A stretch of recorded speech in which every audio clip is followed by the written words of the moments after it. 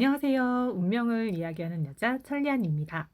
지난 시간에 부와 행운을 불러오는 운명을 알아보는 방법에 대해서 이야기했는데요. 오늘은 지난 시간에 이어서 그래서 도대체 왜 때문에 한국 사람들은 이렇게 돈, 물질적인 것을 소유하는 데 집착을 하는가, 그 이유에 대해서 다시 한번 파헤쳐 보겠습니다. 지난 영상을 못 보신 분들은 이전 영상에 어떤 이야기를 했는지 한번 보시고 들으시면 더 도움이 되실 거예요. 그래서 지금 한국 사람들은 기본적으로 물질적인 욕구와 성공, 인정에 대한 욕구가 어느 민족보다 강하게 뿌리 내려져 있는 상태인데요. 이런 급격한 환경의 변화를 경험해온 다양한 세대가 공존하는 혼돈에 놓여 있는 상태예요. 그래서 성공한 삶, 부자의 삶, 행복한 삶, 이렇게 각기 다른 말처럼 보이지만 결국 성공이라는 말 속에는 부자는 기본 옵션처럼 들어가 있고 행복한 모습은 포장지처럼 감싸고 있는 겁니다. 진정으로 원하는 성공에 돈과 행복이 빠진 채 오로지 명예만을 추구하거나 아무도 인정해주지 않는 우울한 부자를 꿈꾸는 사람은 없을 테니까요.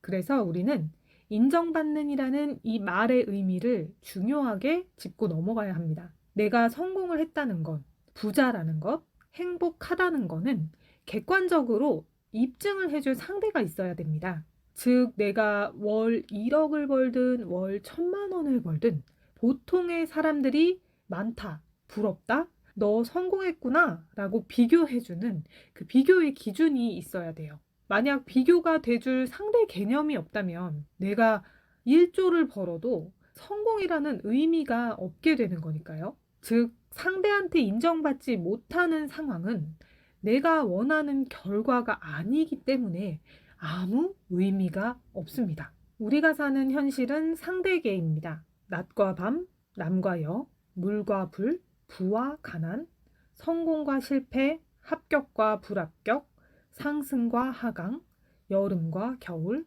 남반구와 북반구 등 모든 것이 반대가 되는 상대 개념이 공존을 함으로써 그 비교의 대상을 통해 자신의 역할과 의미를 가지게 되는 겁니다. 앞으로 제가 상대계라는 말을 자주 하게 될 거예요. 대략적인 의미에서 꼭 기억해 두셨으면 좋겠습니다. 내가 성공하고 싶은 이유, 부자가 되고 싶은 이유는 결국은 타인에게 인정을 받고 싶은 욕구가 내재가 되어 있는 겁니다. 왜 부자가 되고 싶으세요? 라고 질문하면 대부분의 사람들은 이렇게 대답을 해요. 성공한 사람, 부자가 되면 부모님과 가족들에게 경제적으로 도움을 줄 수가 있고 직장 생활하지 않고 내가 하고 싶은 것들을 자유롭게 하면서 살 수 있고 어려운 사람들도 도와주고 좋은 집에도 살아보고 좋은 차도 타보고 비싼 옷, 명품 등 나를 위한 사치도 해볼 수 있고 먹고 싶은 음식을 가격표 안 보고 먹을 수 있고 남들의 부러움과 시선을 받아보기도 하고 또 우리 가정이 화목하고 행복할 것 같다라고요. 즉, 내가 부럽게 여기는 삶, 남들이 부러워할 만한 삶을 살고 싶으신 거예요. 인간이 무언가 하고 싶다라고 생각하는 건 기본적으로 욕구라는 마음에서 출발하게 되는데요. 그래서 나 자신을 파악하려면 내가 가진 욕구라는 게 무언지 반드시 아셔야 됩니다. 잠깐 학창 시절에 배웠던 심리학자 메슬로우의 욕구 단계 이론을 잠시 살펴볼게요. 인간의 욕구는 5단계로 구분이 됩니다. 아랫 단계부터 생리적 욕구, 안정의 욕구, 애정과 소속의 욕구, 존중의 욕구, 자아, 실현의 욕구로 올라갑니다. 아랫 단계가 채워지면 그 윗단계의 욕구를 충족하려고 하는데요. 보통 3단계까지는 인간의 가장 기본적인 욕구로서 저차원적인 욕구에 해당이 돼요. 근데 이 3단계까지가 어느 정도 충족이 되면 사람들은 존중의 욕구로 올라가고 싶어 합니다. 바로 이 3단계와 4단계 속에 대부분의 사람들이 부자가 되고 싶다는 욕구, 인정을 받고 싶다는 욕구가 있는 겁니다. 메슬로우의 욕구 단계 이론은 지금은 8단계까지 확대가 돼서 좀 더 세밀하게 욕구를 구분하고 있는데 대략 3단계를 달성하면 고차원의 욕구 단계인 4단계로 넘어가게 됩니다. 그렇게 모든 단계를 충족하게 되면 단계의 가장 끝에서는 자신을 초월하는 영적인 깨달음을 추구하게 되고 영적인 나를 찾는 초인적인 삶을 지향하게 됩니다. 이 부분은 가장 나중에 다루어 볼 부분이기도 하니까 일단 간단한 설명은 여기까지만 드리겠습니다. 앞으로 저는 부와 행운을 부르는 운명을 이야기해 드리기 위해 내면의 심리, 욕구의 이해, 운의 이해, 성공의 비밀, 잠재의식의 활용법, 철학적 사유와 같은 주제로 이야기를 들려드릴 거예요. 많은 관심 부탁드리겠습니다. 그럼 다시 부자의 삶을 꿈꾸는 이유로 돌아가겠습니다. 이처럼 성공한 사람들은 대부분 우리가 기대하는 멋진 삶을 삽니다. 그래서 성공하지 않은 사람들은 부자들의 삶을 부러워하면서 나도 언젠간 부자가 되어야지 꿈꾸며 살아갑니다. 그런데 그런 기약 없는 꿈조차도 없는 사람들이 있어요. 그것도 아주 많이 있습니다. 적어도 이 영상을 보고 계시는 여러분들은 지금 당장은 내가 별 볼 일이 없지만 그래도 왠지 나는 미래에 성공한 삶을 살고 있을 것 같다라는 느낌, 또는 나도 부자가 될 것 같다는 작은 희망의 씨앗을 품고 계신 분들일 거예요. 진짜 가난한 마인드를 가진 사람들은 이런 상상, 생각조차도 부정을 하거든요. 네 주제에 무슨 일이나 열심히 해 하면서 비웃음을 날리고 그 희망의 씨앗까지 짓밟아 버립니다. 현실적으로 생각하라는 말을 들먹거리면서 말이죠. 그래도 꿈이 있는 사람들은 자기 미래에 대한 궁금함을 포기하지 못합니다. 그렇게 꿈을 꾸는 사람들이 자신의 미래를 궁금해해요. 내가 품고 있는 생각의 씨앗이 언제쯤 터져 나오는지 그 때를 알고 싶어 하는 거거든요. 그래서 사주팔자를 믿는 사람들 중에 오히려 부자가 될 확률이 높은 사람이 많습니다. 이건 진짜예요. 왜냐하면 눈에 보이지 않는 것들에 대한 호기심과 궁금증이 있다라는 거거든요. 근데 세상에는 눈에 보이는 물질적인 것들과 눈에 보이지 않는 비물질적인 것들이 있어요. 그런데 그 힘의 크기는 눈에 보이는 것보다 눈에 보이지 않는 것의 크기가 훨씬 더 강력합니다.